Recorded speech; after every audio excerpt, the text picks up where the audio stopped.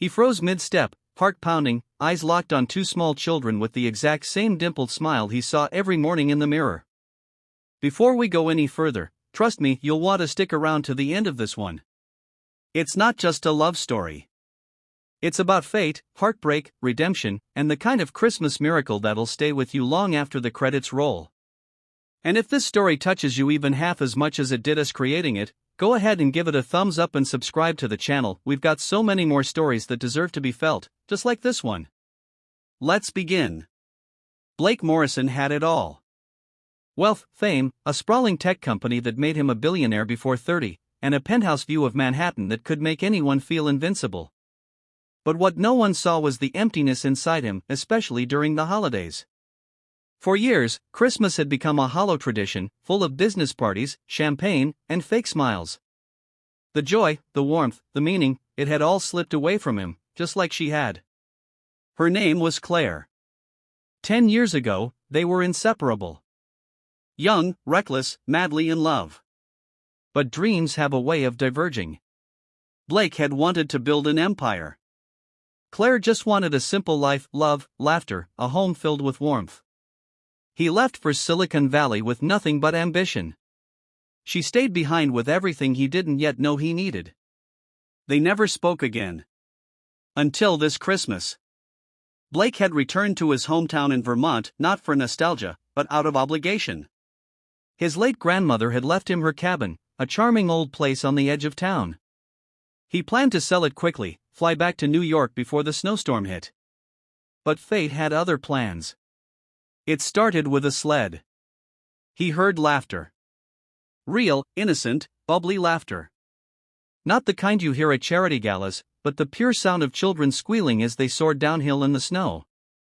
He turned to look and saw two kids, maybe 5 or 6, bundled in red and green jackets, tumbling into the snow, giggling breathlessly. That's when it hit him. The boy had his nose.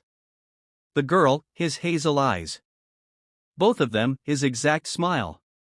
He felt the world blur around him. And then, her voice. Emma. Eli. Time to go. Claire. She hadn't seen him yet, too focused on brushing snow from their scarves. Her hair was longer now, curls tucked under a knitted beanie. Her voice, steady, gentle, sent a wave of memories crashing over him. Their first kiss under falling snow. That night she told him she loved him in the candlelit chapel. The way she cried when he told her goodbye. She looked up. Their eyes met. She didn't gasp. She didn't smile. She just froze, as if someone had torn open an old wound she had spent years trying to heal. Blake took a step forward. Claire. She gathered her children close. You shouldn't be here. I didn't know, he said, voice trembling. The kids.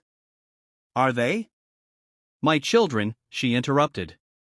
Mine. He stood there, snow collecting on his coat, years of silence thick between them. She turned and walked away. But fate wasn't done with them. The storm hit harder than expected, roads closed, and Blake found himself stuck in the cabin. No internet. No phone service. Just the crackle of firewood and the ghosts of what could have been. The next evening, there was a knock on the door. It was Claire. I need help, she said. The power's out. I wouldn't ask if it wasn't for the kids. They stayed the night. Emma and Eli curled up by the fireplace, eyes wide with wonder at the man who looked so much like them. Blake made cocoa. Told them bedtime stories. And as they drifted to sleep, Claire watched him with a pain she had hidden for too long. Later, sitting across from each other at the kitchen table, she finally spoke. I didn't tell you because I knew what you'd say. You would have stayed. For them. Not for me. Blake's voice broke. You were everything. I was just too young, too stupid to see it. And I was too scared to chase you, she whispered. Too proud to call. He reached for her hand. We can't rewrite the past. But maybe, we can write the rest together. Claire didn't answer. But her fingers curled around his. Over the next few days, the storm trapped them together in a cocoon of lost time. They cooked. They laughed. They watched old Christmas movies with the twins. The kids began calling him Mr. B, then just Dad. Blake cried the first time he heard it. When the roads cleared, Blake was supposed to leave. Instead, he bought the cabin. And the one next door, just to be safe. Christmas Eve arrived. The town gathered in the square for their annual lighting ceremony. Claire stood by the tree, Eli on her hip, Emma holding her hand. Blake stepped onto the stage. I spent most of my life chasing numbers, success, validation, he told the crowd. But love, real love, doesn't wait for you to figure it out. Sometimes it gives you one last chance. And I'm not wasting mine. He walked down the steps and knelt in the snow, pulling out a small velvet box. Claire. Will you marry me? The square held its breath. She looked down at him, tears streaming down her face. Yes, she whispered. Cheers erupted. The twins clapped, not fully understanding but sensing something magical had just happened. It was the most beautiful Christmas of their lives. And for the first time in a decade, Blake felt complete not because of money or success, but because he was home.